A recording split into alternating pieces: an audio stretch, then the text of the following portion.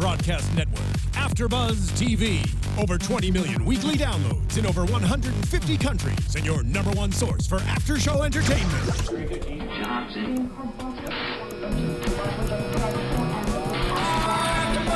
AFTERBUZZ TV, the destination for TV superfans. Producing after shows for over 300 of your favorite TV shows. Interviewing celebrities and showrunners. And bringing you behind-the-scenes exclusives. All thanks to E! Entertainment's Maria Menounos, producer Kevin Undergaro, and internet leader Akamai. Now, let the buzz begin! Oh, good job, guys. I like the song choice. Hey. Hello, everyone, and welcome to the AFTERBUZZ TV after show for the Vampire Diaries. This is season 7, episode 11, Things We Lost in the Fire. I'm Tiona Hobson, and you can follow me at the Tiona Hobson. And joining me today, welcome back, Katie Campbell. Yay, hello, guys. You can find me on Twitter at Katie E.E. Campbell. That's Katie with 3 E's, Campbell. And Jordana Morfin. Hey, guys. You can find me at Jordana_Morfin on Twitter. So overall thoughts on Friday's episode? Did you like it better than episode 10 last week? Last week's definitely a Katie, lot better. we didn't really get to hear your opinion on last week's episode, so just quickly, I want to know how you felt about it. You know, I enjoyed it, but it did feel a lot of like the same scene over and over again type of thing with Damon waking up, and I was just wanting more from the episode. So I feel like we got a little bit more in this one. I like this one better. Yeah, and this week it was actually directed by Paul Wesley. This is their time episode directing, and I guess I had some fun facts I was going to save for the end, but Katie kind of brought up a point that I wanted to harp on right now. So part of directing the show is, you know, you need like 2 weeks of prep weeks. So when an actor is directing, it's like, how do we get them out of the storyline a little bit so that they have time for it? And so his week of prep was last week's episode. So it kind of like took him out of the main focus and was mostly focused on Damon. So that kind of explains a little bit more going into that episode. You're like, oh, okay. I guess it makes sense. Because I was like, where's everyone else? Why are we only on Damon? Right. So now you know. The more you know. Boom. Speaking of Stefan and Damon, so they're both awake from the stone, but they're both still dealing with their own demons. And they're still slightly crazy is what I'm going to call it. Yeah. And so, but Stefan, being the little brother who always is taking care of his big brother, is trying to pretend like he's not still having these hallucinations, I guess we can call them. And he's always trying to help his brother. And he's still clearly dealing with stuff on his own. So I know you're the queen of loving Stefan, so. I know. He's trying to hold it together. That's what he does, is he helps people, you know? So he may be hiding that from Damon, but he's also hiding it from himself, I think, too, because he just wants to be back to normal. And I don't know, it makes me wonder though about Julian. Is Julian still having these effects? He has to be. Like, how long does it last? Yeah, because that's why he's still in Mystic Falls too, because it's like in his hell it was like reoccurring, him killing Lily, you know, and he says, I'm still in Mystic Falls because there's some, you know, because this was like Lily's home. So and it'll be interesting to see, because the whole episode we're trying to get Stefan to tell us what he did to finally accept what he was so he could come out of the stone. So I wonder what Julian finally had to do to accept his killing of Lily repeatedly to be able to even come out of that stone. What would that be? Because remember when we first met Julian, he said, I have some kind of business that he had to go take care of when, you know, he was taking care of Valerie's baby in her stomach. He had to leave. He had to get out of town. So there's something about his backstory that we don't know. I think he was shady back then, and maybe that story was also in his hell among killing Lily. Yeah, I would really like to, now that we're talking about this, I really would like to know more about Julian's time in that stone, because we're seeing how it's affecting Stefan and Damon. And does it make you guys look at Julian in a different light from when we first met him, like coming out of the stone? It's like, okay, if he was going through this, do you feel any differently towards him now? Not really. I mean, You don't have like a little bit of softerness No. towards him, like, oh man, he was dealing with a lot when he came out. was dealing with a lot, but that doesn't make him a nice person still, you know. I think he had a lot of other issues and he was Yeah. still bad beforehand, but maybe I would look at his situation now a little differently because I'm like, maybe he's not himself. So, speaking of Julian, why is he just in Mystic Falls because, you know, it's just because Him and his band of merrymen. Are they vampires? I don't Heretics? understand. Are they all heretics? What? No. Who are these people who are drag racing through the streets of Mystic Falls? I think he's just got like a bunch of vampires. Just hanging Yeah. out, Yeah. chilling. Surrounded himself with some friends. So they're like not doing anything. Are they humans who were compelled to be there as his friends? Maybe think there's they're some heretics, humans aren't they? inside. I thought they were just vampires, but maybe there's some humans in the crowd too, so they can feed on them. Oh, okay. Oh, Okay. yeah. I like where Katie's going with this.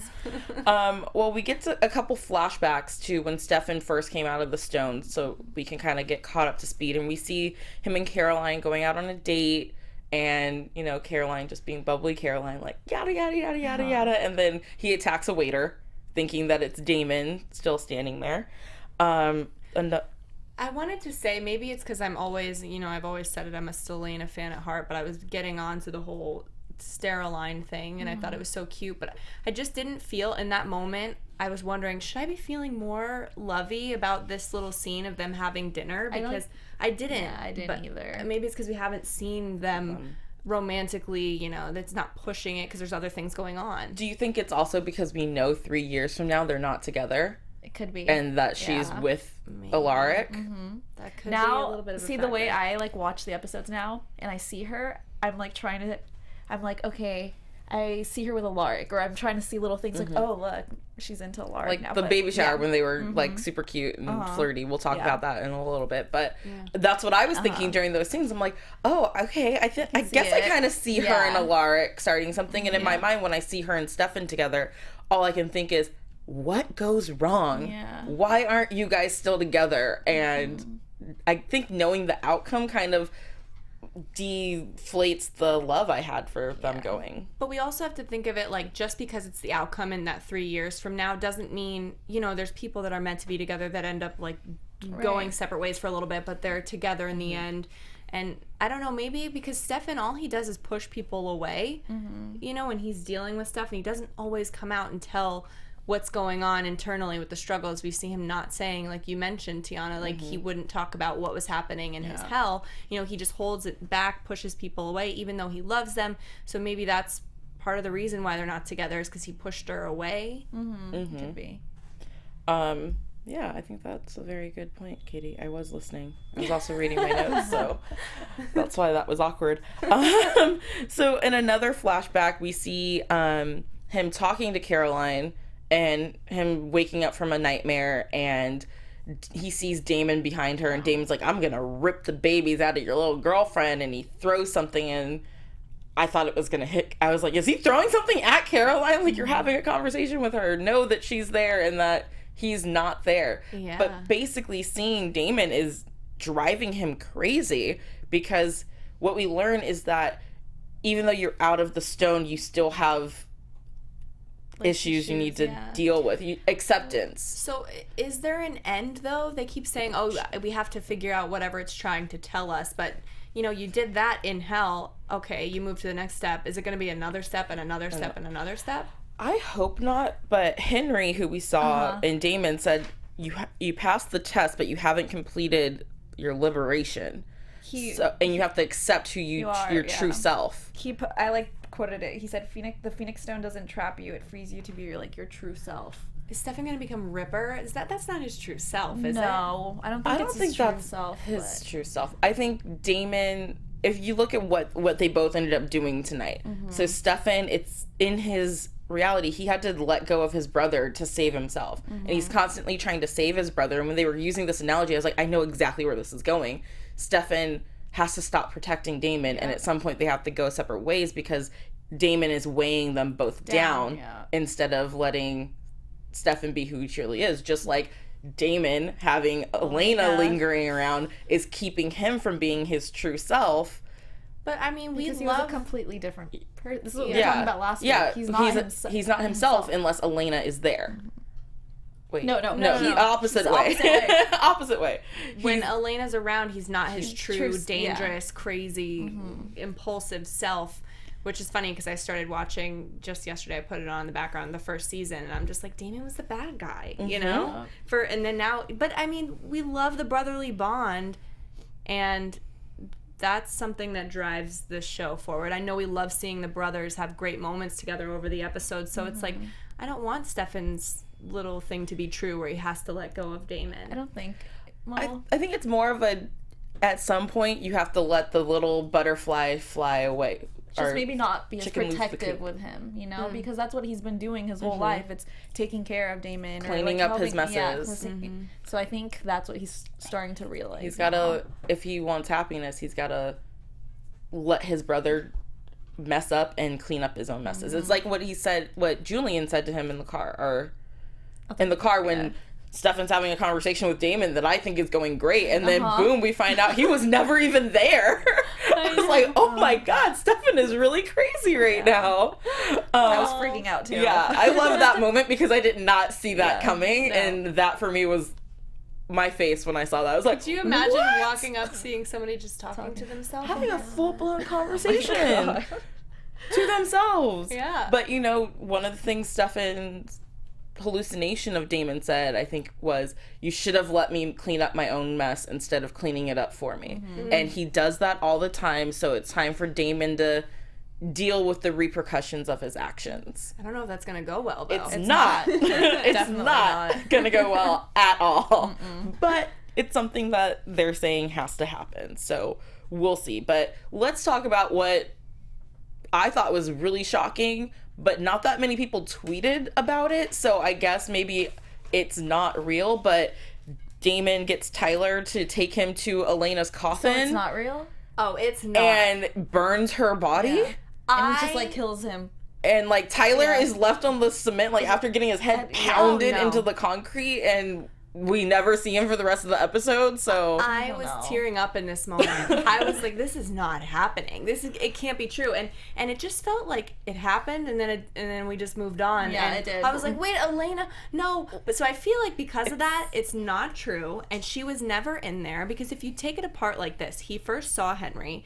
And we're all thinking, oh my God, Elena's really in there. But then why did Tyler go back and try to shoot him? I think it was a trap to try to tell, because he's like, I'm not bringing you to her. No matter what you were telling me, you told me not to let you near her. So there's the trap. Like the trap. And he knows he's going to get mad when he sees that there's nobody in there, so he's going to shoot him and keep him calm for a little bit. Right. And then it ended up being that he saw Elena, but she's not. It's empty, I think. I was on the same path with you, and I totally agree with what you're saying, Katie. That's what I think is happening. I trusted Tyler to not actually take Damon to Elena's real hiding spot, because why would it be so close to where he is also? But when it was burning, you could see Elena's face in there, and that was the only thing that kind of tripped me out. I was like, are they literally making it so she could never come back now? I know. But he's hallucinating. So he's seeing Elena's face, but she's not there. It could be, it's true. And I don't know. Maybe but that whole scene with, you know, Henry being there and pretty much saying, he said, like, you know, setting her on fire is pretty much like releasing you. Yeah, releasing you, ending your own suffering and bringing out your true self. She It was did just make him a better person. only when they were together. As soon as she was out of earshot, he was not a nice person to a lot of people. Nope. But keep him close by to Elena, and everyone's world is better. So let's talk a little bit about Caroline and Alaric. So we see that she's throwing him a baby shower because basically once these babies come out, she's not going to be around to do everything. Like, she's not their mom. Remember that, Alaric. And kept really saying that. And I was like, I feel like she's really growing close to these, and we all know Caroline has wanted a family and stuff like that. So How can she you was not? very motherly, and like you could see like a protective side of her when they were changing the diapers, and he was like, he doesn't even know what he's doing, but like he does obviously. But you could like just tell that she has like this motherly instinct about her, you know. How can you not get attached to babies that are growing inside of you? Whether you know you're a surrogate or not. But I just think her point about, she's trying to make that point, I'm not going to be around, is trying to tell herself to believe it, to that's what's going to happen. She's going to speak it into fruition. Yeah. She's like, I got to say it out loud because then it'll be true. And then she, throws a great baby shower, finds the letter in his office because she just has made herself at home in his affairs, that he's going to be leaving. And he's like, look, I don't want my kids growing up anywhere near Mystic Falls, Whitmore College, vampires in general. Like, I want a safe environment for them, so I'm gonna take them away.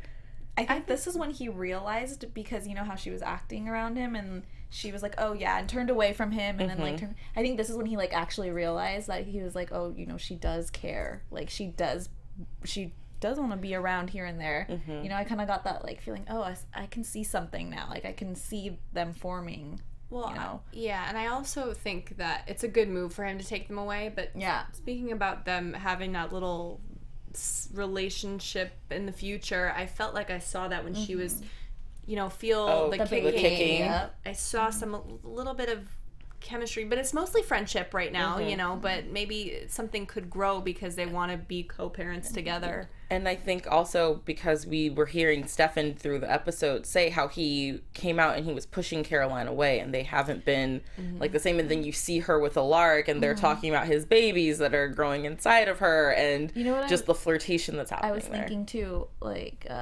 she lost her mom, so I feel like this is kind of like, I don't know, they're not her babies, but she maybe feels like, this is kind of like a family to me. So, not having her mom around as well, I think that's why she's kind of like feeling that way. They need a mother, figure, Yeah, and it's Caroline. She's been the mama of the group forever, since they were kids, basically. And they do have this kind of weird vampire werewolf witch family dynamic going on with the group. And so I just don't think anyone ever thought, oh, he would go away, because it's just, this is our family. Why would you ever leave it? Right.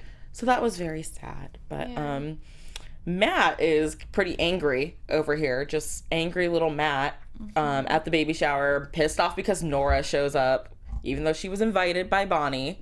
Nora's a little frightening, though. Yeah. She's a little firecracker, that girl. Because I like her bad side. I like her.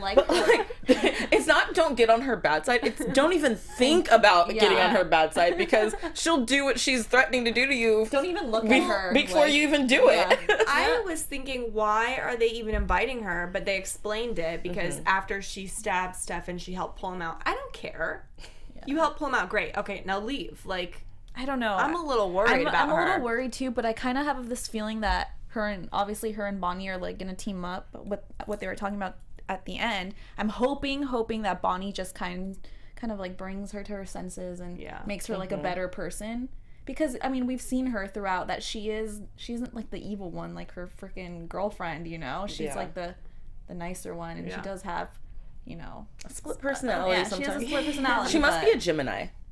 Just gonna say it. No offense to other Geminis out there, but I know. I was like, wait, I don't want to piss off Katie Campbell. Might get the other side. Seriously. Might get the other twin. I don't know. No. But yeah, she's a little crazy one there. You got to keep her close. And like Bonnie said too, it's better to have her on our side than as our enemy. So we don't have to be besties with her, but at least keeping her on our side. Your friends is close, your enemies closer. Yep. Exactly. There you go. Exactly, Katie. Spoken like a true Gemini. But then Matt leaves after having way too many drinks, and he's texting and driving, which is a no-no. Guys, don't do that. Oprah has a pledge that you can take. That's a no-no. Among drinking and driving. Among drinking and driving. And you're a cop. And you're a cop. Like, okay. And he gets pulled over, and he tries to pull the whole, like, I'm an officer too. And she's like, not having it. You're coming with me. Yeah. The police officer. And then she finds the bag of stuff, and she's just very suspicious about the town and asking him kind of leading questions and giving him those knowing looks of, oh yeah, I heard about your class. That's terrible. Why didn't they call in FEMA and all this stuff to get the fires under control? But finally somebody's questioning it because it made no sense. Yeah. And then she brings out the bag. I mean, obviously, how are you not going to question him? Yeah. And, like, the town. It's like, is your name Buffy? Are you a vampire slayer? Like, what's going on? Why do you have so many wooden stakes in your car? Yeah. You're a police officer. So then we get to our flash forward, and we see that he is helping the Huntress, who's locked Caroline in the thing, and was like, hey, look, you've served your purpose. We're going after Stefan, and we just needed to lure him Well, here. he also kind of said how he arranged something to get people off of her tail so he could save Caroline. So I still feel like I'm not mad at Matt because I see what he's why he feels this way, and I don't think this is actually a big shock. I thought he might have teamed up with the Huntress. I wasn't shocked at all. I was thinking the same thing. I'm like, he's like the only human here. He's lost like his family, everyone, because of all the supernatural beings that are around him. So I mean, I can kind of feel for him, you know. He like doesn't have anything left. And he still loves his friends if he saved Caroline in some way. But see, that's the thing with Matt. He's always the guy who opposes vampires and witches and werewolves, but he's also, these are all your friends. So it's like, how can you hate this and be out there killing it, but also like, but you guys are cool. At some point, those lines are going to cross and you're going to have to make a choice. And I don't know what his choice will be when really faced with it. I'm wondering if he kind of has like a plan, because obviously like he loves his friends and whatnot, but you know, like in this episode we were saying that he's trying to like kill off all the vampires that are there. So maybe he is like teaming up with her, and in his head he just like wants to kill off, you know, Julian and his all the bad ones. Hopefully that's what. But you know, who knows? Because obviously they're trying to get Stefan. So yeah, maybe he's got some kind of an ulterior, just get the bad guys type of thing going on. Well, and Nora told us, I forgot to mention this, that, you know, she gets that postcard, which is a warning from the Huntress. And she said, once you've been marked by her sword, she never stops hunting you. And so if Matt is teamed up with her and they're hunting Stefan right now, doesn't sound like it's a good kind of hunting that's going to come out of this at all. So that's why I'm kind of anti-Matt. I can't be like, I'm okay with you being on her side. Just thought of something. Obviously, he like saved Caroline, right? 3 years forward. Well, what happened in that time between Stefan and Caroline? Maybe, you know, he has like some bad feelings towards Stefan. We don't know what he did.